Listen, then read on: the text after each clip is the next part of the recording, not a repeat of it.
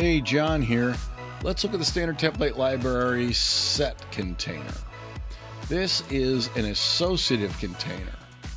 That means that the values themselves are the focus of this container, not just their positions, okay? So what does that really mean? And when you insert them, we insert them by value. We're not going to insert them by position.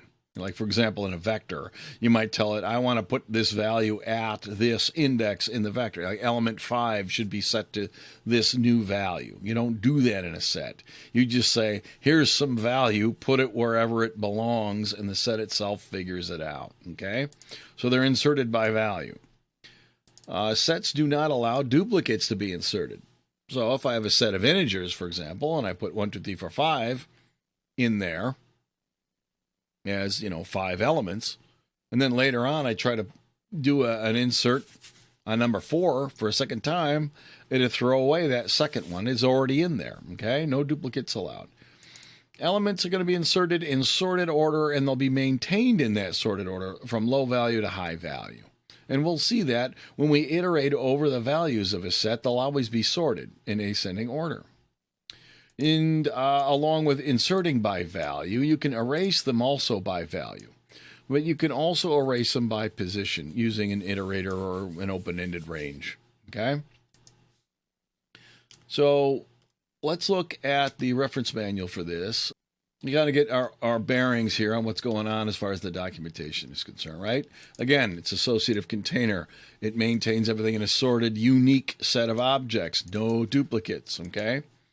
Well, it talks about how sorting is being done and this thing called a compare function. That's a subject for another time. Removal and insertion have logarithmic complexity. This is starting to give you some kind of clues about how it might store its values, and then comes out and tells you it's a red-black tree. If you know what that is, it would let you know that it's basically got what's called a binary tree in there, and finding things in a binary tree have logarithmic complexity. So this all kind of goes together. Well, I'll talk about binary trees in another time as well. Okay, so it gives you the usual information about the guts, what's inside of a set, how the thing does its job, and the data types it uses for various things. Normally that's not top on our minds, but if you get into the nitty-gritty details and you really want to optimize something, it's nice to know to be able to look up and say, oh, it uses a size t to represent this size type variable. All right.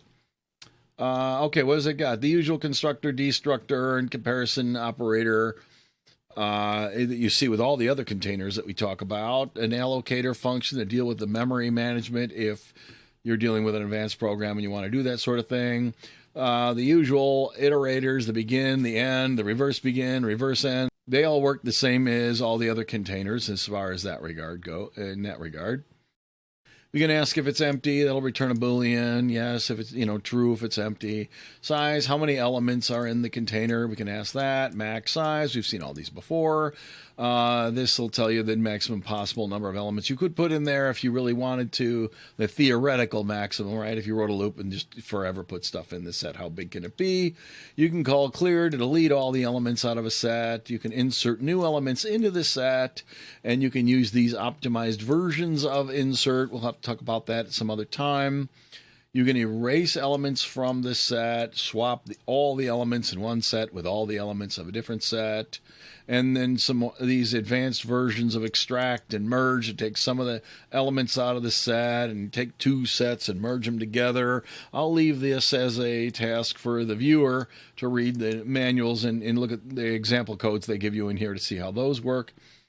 What else can we do? We can ask how many elements of some value are in the set. And because this is a set, there can be at most one, right? Because there's no duplicates allowed. Find will also allow you to get an iterator that refers to a specific element by value. We can take a look at that as well. Brand new function here, contains, which is a lot like count. It lets you find out if a value is in this set. And then we'll look at these bounds and stuff like that by looking at some sample code in a minute. What else do we got here? Some key things. This is a subject for another time. This has to do with how the set compares the values of two keys. I mean, obviously, it has to do with sort. It has to know how to ask, is one greater than the other? You might argue, oh, that's obvious, especially if you put integers in there. It just knows. Yeah, right. No, it doesn't just know. What if you put, something, you create a class, a circle. Maybe you define a new class that defines a circle and a coordinate grid. How do you know which one's larger than the other one? You have to provide a way to compare their relative values, all right? So if you have custom objects in your set, that's when you get into this sort of stuff down here, all right? How do I compare two things that are user-defined that the compiler doesn't know anything about, all right? That's what the key stuff is all about, all right? So we've seen a lot of this before. Let's look at how to create a set, fill it up with some items, and do stuff with it. Oops. I can type. Here we go. The usual includes, and make sure you pound include set in order to get the standard set template. You got to give it a type. We've seen all this before. So I can create a set called s that is a set of integers. Then I'm going to just say insert a bunch of items in here, right? Because we don't have to tell it where to put them. We just give it the values. I can give it to them in any old order.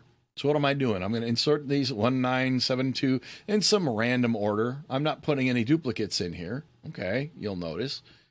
And then I'm going to just do the usual iterate through all the elements and print them out in on one big line on the screen, okay? So let's see what happens. We compile it and run this.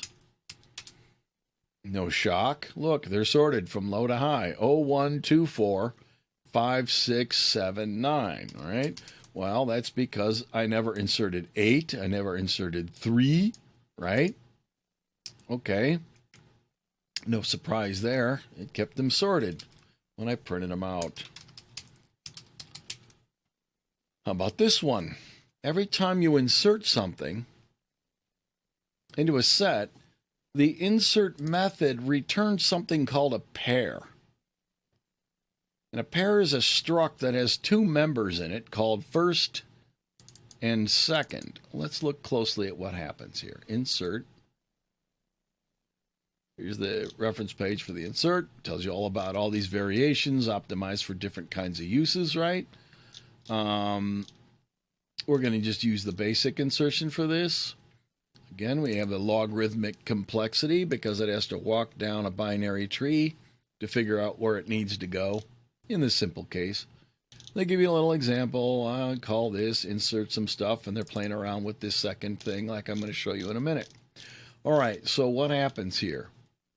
We're using this because we're inserting a simple value. And when it's called, it returns something that looks like this. What the heck is that thing? If you've never seen it before, what this is it is a template structure with two member variables in it, right? So let's go look and see at this. This is how the template's defined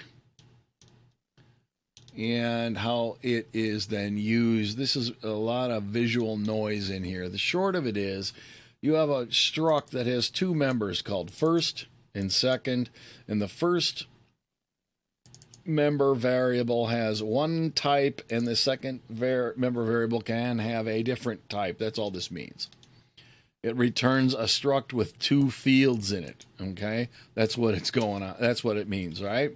And that's going to be, and if I want to use them, they're called first and second. Okay, and the first one is an iterator that's going to refer to the location of the element that I just inserted. Or it'll refer to the element that's already in this set that has the value that I wanted to insert, but the insertion would fail, right? Because it would otherwise be inserting a duplicate item, okay? The Boolean over here, which is what I want to print out in this sample code I'm going to show you, that is true if the insertion completed successfully, and it's false if it fails, okay? So how do you do this? Well, if s.insert returns a template structure with two fields in it. And one's called first and one's called second. And what I've highlighted here grammatically represents the struct. And therefore I can just put a dot and then the name of a field after it. All right, if you're not used to this condensed version, you think of it like this. If I said auto, XYZ equals S insert like this, and I can put XYZ right here. But C is a context-free grammar, and that means that if S.insert1 represents a thing called XYZ, then I can put this whole thing wherever XYZ is right now. Okay, and vice versa. By putting S.insert.second in here, I don't have to do all these extra lines of code and save it in a variable only to print it out like this. That's why I did it this way, right? So you should be able to recognize this notation if you ever see anybody do it. This thing returns something, which is a struct, and structs have values, so it makes sense that you can see a dot second. If it returned a pointer, there would be a right arrow there, okay? Or could be, I should say. All right, so what's this thing doing? It's the exact same program we just saw a minute ago when I ran set1. This is set2, okay? The only difference is this one's actually going to just print out those Boolean values as it goes. So let's run this one. And of course it succeeds because there's the 8 values. They're all unique. I didn't do any duplicates. You're going to see a 1 every time. Let's look and see what happens if I do put duplicates in there, all right? Again, same exact program plus these 3 lines. There's already a 4 in this set. There's already a 7 in this set, but there's not already an 8 in this set. So, in other words, putting things in and thinking of this as an error is not real. I mean, yeah, okay, the insertion failed, but you didn't break anything. You can still move on and put in a good one later on. Okay? Then we just print it all out again. Set 3. And you can see all of them went in fine. The duplicates ended up with a false for that second value in the pair, the success fail Boolean.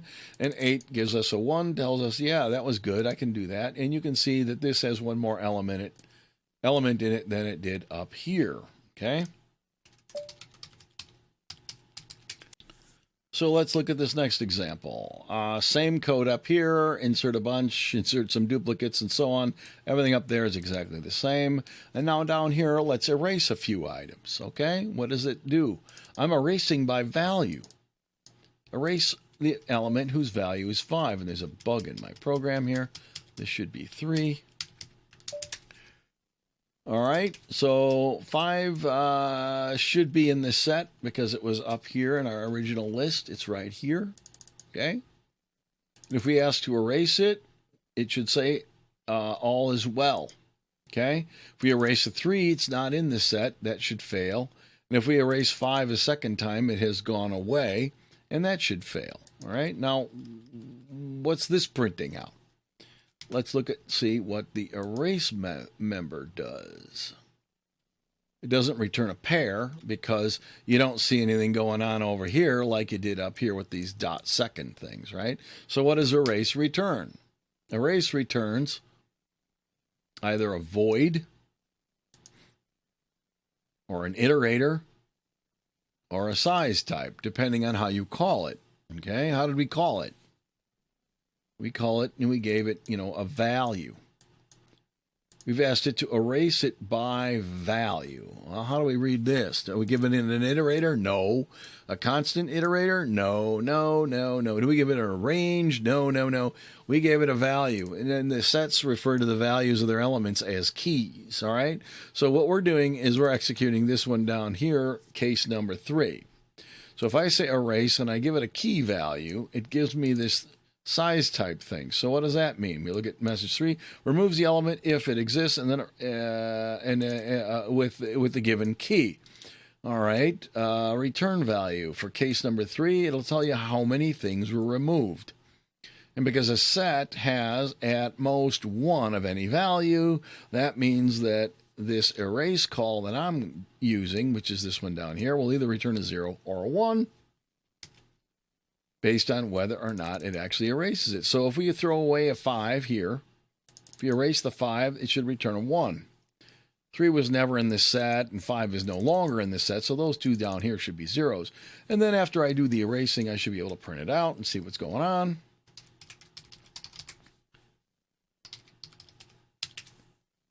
And that's exactly what we see. The same thing we saw up here before when I tried to insert duplicates. It says no. Printing them all out. That looks good. I erased the 5. The 5 is in the set, so that's okay. And it removed 1.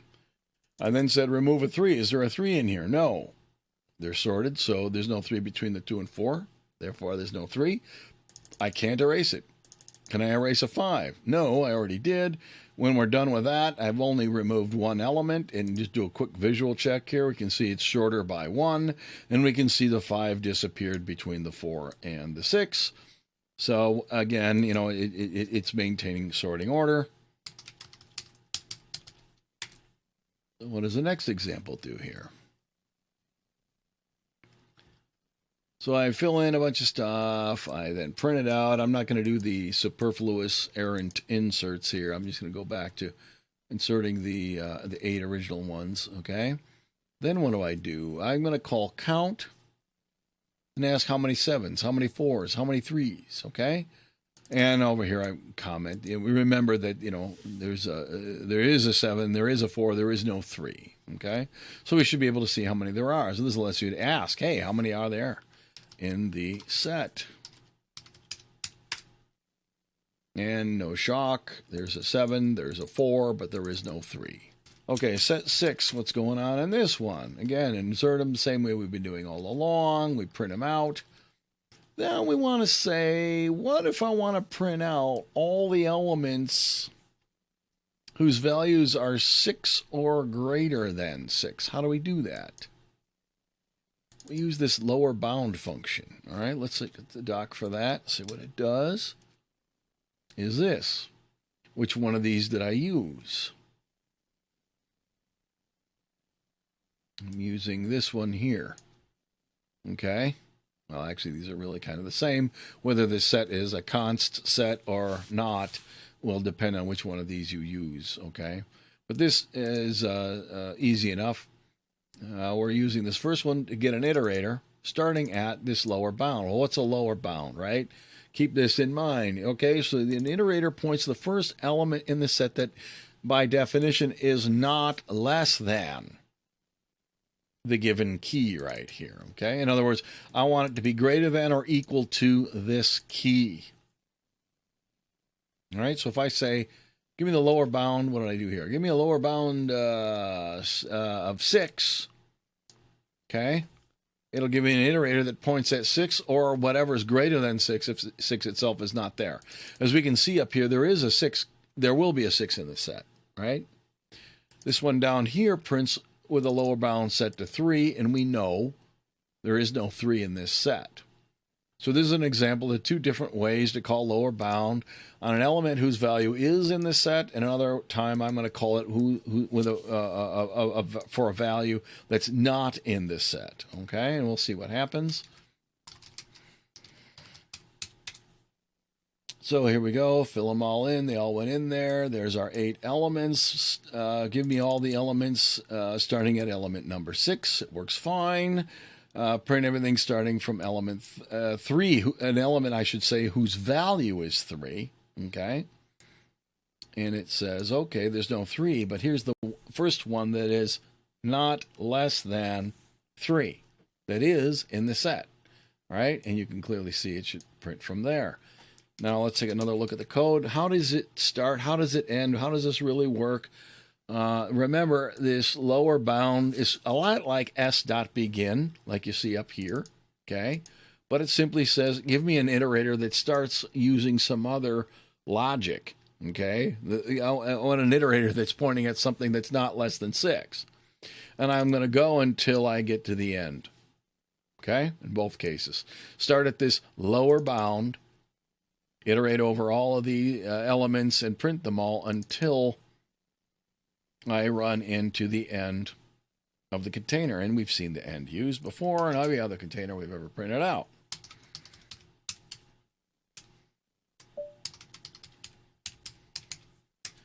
So let's look at set number 7. Create a set, fill it in with the usual stuff, print it out. Okay, all this is the same thing. Now, what is this one doing? He's using upper bound. Now, there's a little bit different case in here, the way I'm calling this, and I'll explain that in a minute. But otherwise, looks very, it's like, a mirror image of lower bound. It would make sense that you'd start at the beginning and you would go until you run into the upper bound that we're looking at. Okay, and we see that twice. I do it once when the upper bound is 5. I do it again when the upper bound is 8. And we can see that there is a 5 in this set. There is no 8 in this set. So those are the two cases that we have to concern ourselves with when we're using this code here. Let's look at the doc and then come back to here for a minute. Upper bound. What's that? Returns an iterator pointing to the first element that is greater than key. Now think about all this, and we're looking at other containers and other kind of operations that you do on containers, and they have this theme of this open-ended range, okay? You can create an open-ended range of all the elements from, A to B by using the lower bound to get an iterator that starts at or after A. And the upper bound will give you an iterator that points past the B. So this is a lot like the way end points one past the actual end. This is going to give us an iterator that points one past the element with the key that we're looking for. Okay? And of course, if that key's not there, it'll still be a key greater than key. And if there is none at all in the entire set, then by definition, this upper bound will return end. Okay? Because that is the end of the whole set. All right? Now let's look at why I did this. You could just stick S upper bound 5 right in here if you want to. But you got to ask yourself, how smart is the compiler? Let's say there's 1 million elements in this set, and I want to print all of the elements up to some upper bound. And let's say that in doing so, I end up printing, say, 800,000 of the elements. How many times does the compiler have to call this thing? When your program runs, how many times does this get called if you stick it in here? Well, it depends on how smart the compiler is and how good the library is that you're using. It could call it 800,000 times in order to answer the same question over and over and over and get the same answer over and waste an enormous amount of time for no reason. Get it the heck out of there. Ask it once and only once.